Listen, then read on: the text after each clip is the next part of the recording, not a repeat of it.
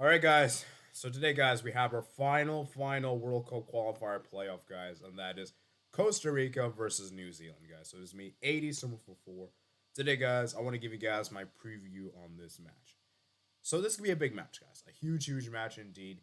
And Costa Rica, guys, we have to give them a ton of credit because they have been absolutely in brilliant form, guys. And it's crazy how they almost qualified directly. Because, man, if they had qualified directly, it would have been insane, for the massive turnaround they did. And you have to give them credit, man, because it's very impressive. They got positive results against all three nations: Canada, Mexico, and the United States. Many nations in the hexagonal, or should I say octagonal, cannot boast that kind of record. And they also kept clean. They also kept three clean sheets against all three of those nations, as I mentioned. So either home or away. And I just feel as though this Costa Rica team, they're very well solid defensively. Defensively, they're very tough to break down. And it's not very easy to score. With Keylor Navas in there in net, he's a very good goalkeeper. And continues to be very underappreciated. I think people should respect him more for what he's doing at Real Madrid, for what he did at Real Madrid, and of course what he's doing at PSG. Even though he's not the first choice anymore. We all know Donnarumma is not the first choice. You know? And Costa Rica, man, have been very much an upsurge of form. And it's even interesting that in their final game they had against the United States World Cup qualifiers, they fielded a very much second string team because a lot of their first team players were on yellow card accumulations and obviously did not want to be suspended for this mammoth crucial game against New Zealand. And so that's why they actually took the smart approach and they gave a lot of their old players rest. And the youngsters actually proved to be the dividends and won 2-0 over the USA. Although it didn't really mean much in the grand scheme of things because they didn't qualify directly, but they did make it very close in the end that the USA had to it was not easy for them basically. And like I said, guys, this Costa Rica team very well solid. I've been very impressed with them, you know, and it's a very good team, you know. And you got to give credit to what Luis Suarez has done with this team. And by the way, I mean the coach, by the way, not um, the player. He's done a great job with this team. Now I'm looking at the squad list here, and Keylor Navas is actually not in net. He might be injured, if so, which is a big blow.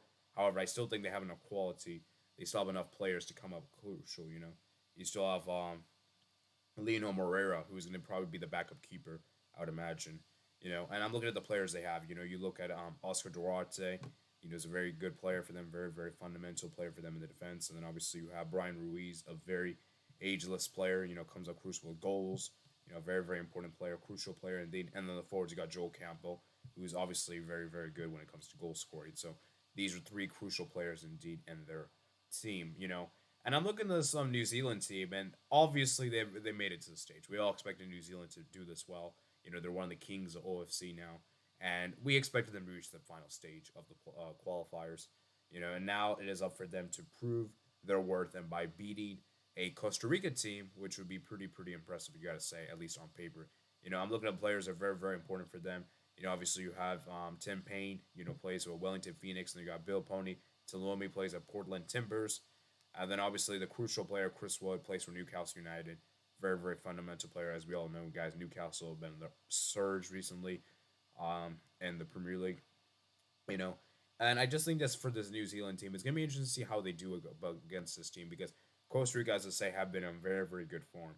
And they're very interesting to see. And I'm gonna look at their recent matches, guys. This is a team that isn't really about possession. They're actually more of a defensive team, and they actually like to hit you guys. They like to hit on the counter attack, so they like to observe pressure and try to hit on the counter attack, and that's kind of like how their game plan is. And because of how good their defense is, they can counterattack very well. Whereas I feel like New Zealand, for me, although they're defensively very solid and their OFC region, obviously CONCACAF will be a bit of a step up, and it'll be interesting to see how they pan up in this game. And so I imagine this kind of game, what's going to happen is Costa Rica will probably have less possession. New Zealand will probably have bulk of the possession, but it's going to be Costa Rica to be very defensively solid because that's pretty much their game plan, and that's how the reason why they've been very good recently is because they've been able to keep clean sheets at home. And when you have such a good defense, you don't really have to worry about the attack because you just need one goal, and it's pretty much enough for you to seal the win. So it's gonna be very interesting. And obviously, guys, this is one game only. It's a one game, 190 minutes.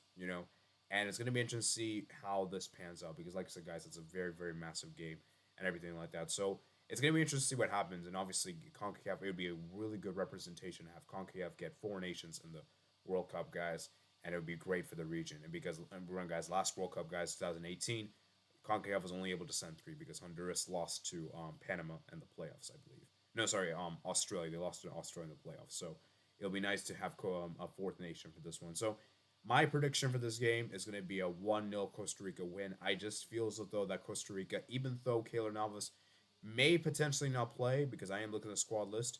Although, they're playing some Nations League games, so obviously they're not going to take those games as serious as this World Cup qualifier game. Let's see if Navas plays or not. Even if he doesn't play, I still think Costa Rica will win regardless. I think they have a superior team. Duarte, Campbell, Brian Ruiz, these crucial players I think will be enough. And for New Zealand, it's really down to Chris Wood. If Chris Wood can do a masterclass and New Zealand be very defensively solid, I could see them maybe pulling off a shock upset. It would be really, really interesting to see. And obviously, the winner of this will go into Group E of the World Cup with Japan, Spain, and Germany. So it'll be interesting to see what happens. So, as I said, my goal score prediction is going to be Joel Campbell. I think he's going to score the winning goal.